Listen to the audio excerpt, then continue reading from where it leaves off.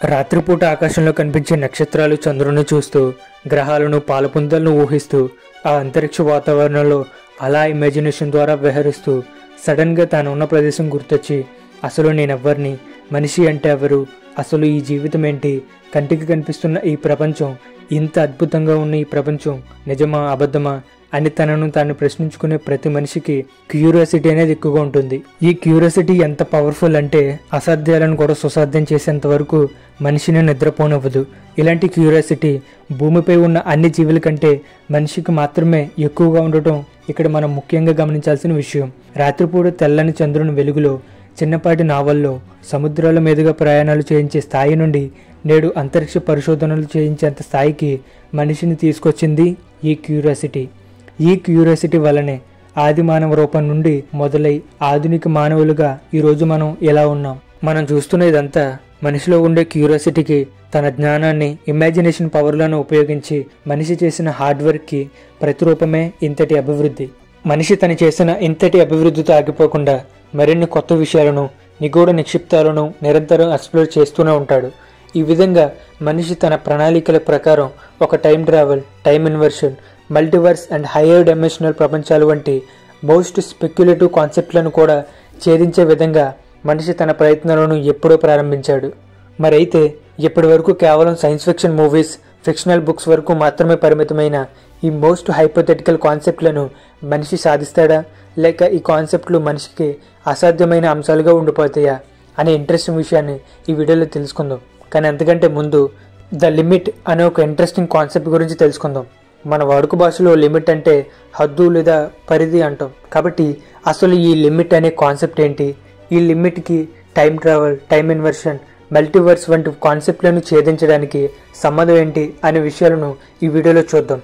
And అలాగే ఈ limit అనే కాన్సెప్ట్ దేవుడి గురించి ఏం చెప్తుందో కూడా మనం ఇప్పుడు ఎక్స్ప్లోర్ చేసేందుకు ట్రై చేద్దాం. So let's begin the chapter.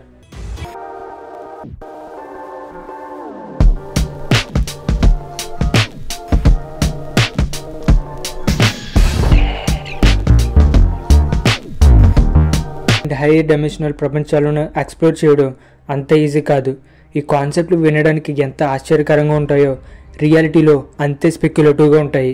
కాబట్టి వీటిలో ఏ ఒక్క కాన్సెప్ట్ను మనిషి యాక్సెస్ చేసినా humans will turn into gods. మనిషి చావలేని ఇమ్మోర్టల్ అవుతాడు, సాధ్యం కానిదంటూ ఏది లేని ఆమ్నిపోటెంట్ అవుతాడు.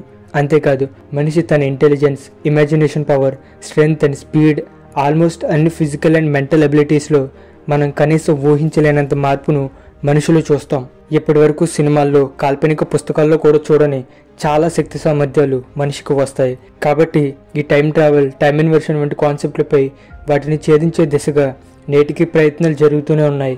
కానీ ప్రస్తుతం మనిషి తన ఇంటెలిజెన్స్ అండ్ టెక్నాలజీ ప్రకారం చూస్తే వీటిలో ఏ ఒక్క కాన్సెప్ట్ను కూడా మనిషి సాధించడం ఇప్పట్లో సాధ్యం కాదు. ఎందుకంటే ఈ కాన్సెప్ట్లను సాధించేంత కాదు కదా, కనీసం వీటిని డీప్గా అండర్స్టాండ్ చేసుకునేంత ఇంటెలిజెన్స్ కూడా మనిషి దగ్గర ప్రస్తుతం లేదు. పైగా వీటిని సాధించాలి అంటే మనిషికి ఊహించలేనంత ఎనర్జీ కావాలి, మన ఆలోచనలకు అందనంత ఇంటెలిజెన్స్ పవర్ కావాలి.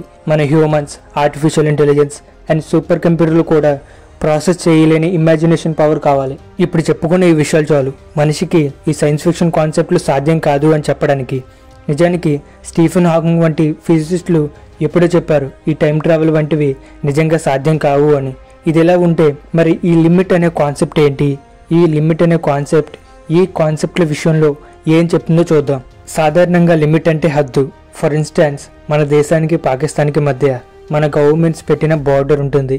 సరైన ఆదేశం, ఎటువంటి అవసరం లేకుండా మనం ఆ బార్డర్స్ని క్రాస్ చేయకూడదు. మనం కంట్రీ అనే సర్కిల్లో ఉండడం వల్ల మనకు నియమించిన ఈ లిమిట్ను చూసినా దానిని దాటాలి అన్న ఆలోచన మనకు వచ్చినా మనకు ఖచ్చితంగా భయం పుడుతుంది. ఒకవేళ ఇదే బార్డర్ని అంతరిక్షం నుండి చూస్తే, అంటే కంట్రీ అనే సర్కిల్ నుండి బయటకు వచ్చి చూస్తే మనకి బార్డర్ను చూసి అస్సలు భయం ఉండదు. ఎందుకంటే ఇప్పుడు మన భయం అంతరిక్షం ఆరు ఇంకేదైనా అవుతుంది తప్ప ఈ ఇండియా పాకిస్తాన్ బార్డర్కి మాత్రం మనం భయపడం. అంటే ఒక లిమిట్ అనేది మనకు నియమించబడి ఉంది అంటే దానికి మనం ఖచ్చితంగా భయపడతాం. ఇప్పుడు మనం అంతరిక్షంలో ఉన్నాం అనుకుందాం. నిజానికి అంతరిక్షం చూడడానికి అందంగా, కన్నులకు వింపుగా ఉన్న అంత మంచిది కాదు. అంతరిక్షం చాలా ప్రమాదకరమైంది. అంతరిక్షంలో చావు కూడా అంతే ప్రమాదకరంగా ఉంటుంది. కాబట్టి ఈ రెండు దేశాలు పెట్టుకున్న ఈ లిమిట్కే మనకు ఇంత భయం కలుగుతుంది కదా. అలాంటిది ఈ విశ్వంలో మనకు నియమించబడ్డ లిమిట్స్ గురించి తెలిస్తే ఈసారి మన గుండెల్లో వణుకు పుట్టాల్సిందే. ద లిమిట్ మనిషి ఆలోచనలకు, మనిషి ఊహలకు, మనిషి యొక్క సామర్థ్యానికి, మనిషి జీవించే జీవితానికి, మనిషి ఉంటున్న ఈ విశాల ప్రపంచానికి, ఇలా అనేక విషయాల్లో మనిషికి ఒక లిమిట్ అనేది ఉంటుంది. మనందరికీ తెలిసిన విషయమే. మనకు లిమిట్ అనేది ఉంది అంటే దానిని మనం దాటకూడదు.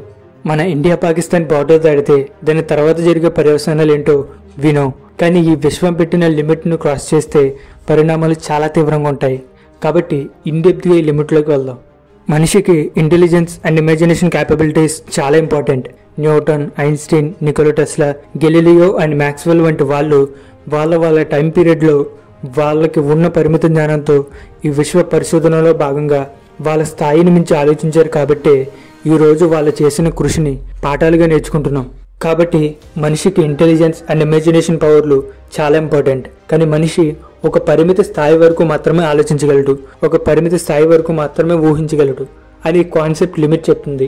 ఫర్ ఎగ్జాంపుల్, మనకు దేవుడు ఉన్నాడని తెలుసు, కానీ దేవుడు ఎలా ఉంటాడు అని ఊహించమంటే హ్యూమన్ షేప్లో బ్రైట్ లైట్ను ఊహిస్తాం. దేవుడు అంటే వెలుగు లేదా హ్యూమన్ షేప్లో ఉన్న బ్రైట్ లైట్ని మాత్రమే మనం ఊహించగలం. ఎందుకంటే మన ఆలోచన పరిధిని దాటి మనం ఆలోచించలేం. కాబట్టి మనం ఎప్పుడు దేవుని చూడలేదు.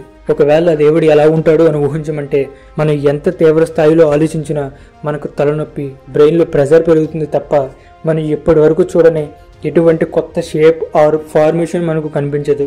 మీ ఇమాజినేషన్ అండ్ ఇంటెలిజెన్స్కి పని చెప్పి బాగా ఆలోచించి మీరు ఇప్పటివరకు చూడని ఒక ఆకారం లేదా ఒక ఆబ్జెక్ట్ని ఇమాజిన్ చేయడానికి ట్రై చేయండి. మీరు ఎంత ఆలోచించినా ఈ ప్రపంచంలో ఎక్కడ ఎప్పుడు చూడని ఒక కొత్త ఆకారాన్ని మీరు ఊహించలేరు. మీరు ఎంత తీవ్రంగా ట్రై చేసినా మీరు ఊహించిన ఆకారం లేదా ఆబ్జెక్ట్ భూమిపై ఉన్న ఏదో ఒక ఆబ్జెక్ట్తో సిమిలర్గా ఉంటుంది. మనిషి తన ఇమాజినేషన్ అండ్ ఇంటెలిజెన్స్ను తనకు కలిగిన లిమిట్ను దాటి ఆలోచించే ప్రయత్నం ఇదివరకు చాలాసార్లు చాలామంది చేశారు. కానీ మనిషి ఆ లిమిట్ను మాత్రం క్రాస్ చేయలేకపోయాడు. అటువంటి ఓ ప్రయత్నమే ఏలియన్స్. గ్రహాంతర వాసులు అని వాటికి పేర్లు పెట్టి అంతరిక్షంలో ఎక్కడో ఒక చోట ఉండే ఉంటారు అని చెప్తూ ఆ ఏలియన్స్కి మనం ఇచ్చిన రూపం ఇదే. కానీ ఎన్ని చూసినా వాటి రూపాలు మన భూమిపై ఉన్న మనిషి లేదా ఏదో ఒక జంతువుతో సిమిలర్గా ఉంటూ పోలికలు కలిగి ఉంటాయి. అండ్ రీసెంట్ టైమ్స్లో వచ్చి విజువల్ వండర్గా పిలువబడిన అవతార్ మూవీలో కూడా మనం మరొక మంచి ఎగ్జాంపుల్ చూడొచ్చు. అవతార్ మూవీలో చూపించినట్టు మనం చూసిన అవతార్లు కానీ వాళ్ళు ఉంటున్న ప్రపంచం కానీ దేన్ని చూసినా మన మనుషులకు మనం ఉంటున్న ప్రపంచానికి చాలా దగ్గర పోలికలు ఉంటాయి. కాబట్టి ఈ విజువల్ వండర్ని ఎగ్జాంపుల్గా తీసుకున్న మనిషి తన ఇమాజినేషన్ పవర్ని హైకి తీసుకెళ్ళి ఒక కొత్త ప్రపంచాన్ని మనకు చూపించేందుకు చేసిన ఒక చిన్న ప్రయత్నం మాత్రమే అని మనకు అర్థమవుతుంది. కాబట్టి ఇటువంటి ప్రయత్నాలు ఎన్ని చేసినా, ఎంత తీవ్రంగా చేసినా మనం మన లిమిట్ని దాటి out of the box imagine చేయలేం, ఆలోచించలేం. సో ఈ పాయింట్ మీకు బాగా అర్థమైందని అనుకుంటున్నా. కాబట్టి మన జ్ఞానానికి, మన ఊహా పరిజ్ఞానానికి ఎలా అయితే ఒక లిమిట్ ఉంటుందో మనిషి సామర్థ్యానికి, తన జీవితానికి, తాను ఉంటున్న ఈ అనంత విశ్వ ప్రపంచానికి ఇలా చాలా వాటికి లిమిట్ అనేది నియమించబడి ఉంది. ఈ భూమిపై 50% ఆఫ్ ఆక్సిజన్ సముద్రాల నుండి వస్తుందంట. అలాగని మనం సముద్రం అడుక్కు వెళ్ళి అక్కడ బ్రతకలేం. అట్ ద సేమ్ వే స్పేస్లోకి వెళ్ళాలన్నా మనం అంతే ఆలోచించాలి. స్పేస్లో ఎక్కువ కాలం జీవించిన మనిషికి ప్రమాదమే. నిప్పు లేకపోయినా, నీరు లేకపోయినా, గాలి, భూమి, ఒక చిన్న మొక్క లేకపోయినా కూడా మనకు బ్రతికనేది ఉండదు. ఇప్పుడు చెప్పుకున్న వాటిలో ఏ ఒక్కటి లేకపోయినా మనిషికి జీవితం, జీవనం రెండూ ఉండవు. కానీ ఈ గాలి, నీరు, నిప్పు, నేల, మొక్క ఇవన్నీ ఈ అనంత విశ్వంలో కేవలం భూమిపై మాత్రమే లభిస్తున్నాయి. అంటే మనిషి భూమిపై కాకుండా వేరే గ్రహంపైకి వెళ్ళి జీవించాలని ట్రై చేసినా, ఒకవేళ జీవించినా మనిషిలా కాకుండా గ్రహాంతర వాసులా జీవించాల్సిందే. మనిషి జీవితం ఒక లిమిటెడ్ ప్రపంచంలో ఉంది అని చెప్పడానికి ఇవి జస్ట్ సింపుల్ ఎగ్జాంపుల్స్ మాత్రమే. నిజానికి ఒక చిన్న మొక్క కోసం ఈ అనంత విశ్వంలో నువ్వు ఎక్కడ వెతికినా దొరకవు. ఎందుకంటే మొక్కలు భూమిపై తప్ప మరెక్కడ పెరగవు. మరి ఏ గ్రహం మీద చూసినా మండే విధానం కూడా వేరేలా ఉంటుంది. ఇది మాత్రమే కాదు, మన ప్రపంచం అనగానే మనకు గుర్తు రావాల్సిన మరో విషయం డైమెన్షన్స్. ఈ ప్రపంచంలో మనం ముందుకు, వెనక్కి, పైకి, కిందకు, లోపలకు, బయటకు మాత్రమే మూవ్ అవ్వగలం. ఎందుకంటే మనం ఉంటున్న ఈ ప్రపంచం 3 డైమెన్షన్స్కి మాత్రమే యాక్సెస్ ఉన్న 3D ప్రపంచం. ఒక బొంగరం గిర్రుని తిరుగుతున్నా, మనం 4 విధాలుగా పరిగెడుతున్నా, ఆకాశంలో విమానాలతో చక్కర్లు కొడుతున్నా, ఇవన్నీ చేయగలగడానికి కారణం మనం 3 డైమెన్షన్స్కి యాక్సెస్ ఉన్న ఒక 3D ప్రపంచంలో ఉండటమే. ఈ 3 డైమెన్షనల్ ప్రపంచం లాగానే 1D, 2D, 4D, 5D and 11 dimensions వరకు మనకు ప్రపంచాలు ఉన్నాయని మ్యాథమెటికల్గా థియరీలు చెప్తున్నాయి. చాలా మందికి ఈ డైమెన్షన్స్ గురించి 3D 4D ప్రపంచాల గురించి ఏంటో తెలియకపోవచ్చు. ఒకవేళ తెలుసుకోవాలనుంటే ఆల్రెడీ మన ఛానల్లో ఒక వీడియో చేసి పెట్టాం, ఒకసారి చూడండి. కాబట్టి ఒక డైమెన్షన్కి అప్గ్రేడ్ అయ్యే కొద్దీ తర్వాతి ప్రపంచాలను అర్థం చేసుకోవడం ముందటి ప్రపంచాలకు సాధ్యం కాదు, ఎందుకంటే అర్థం కావు కాబట్టి.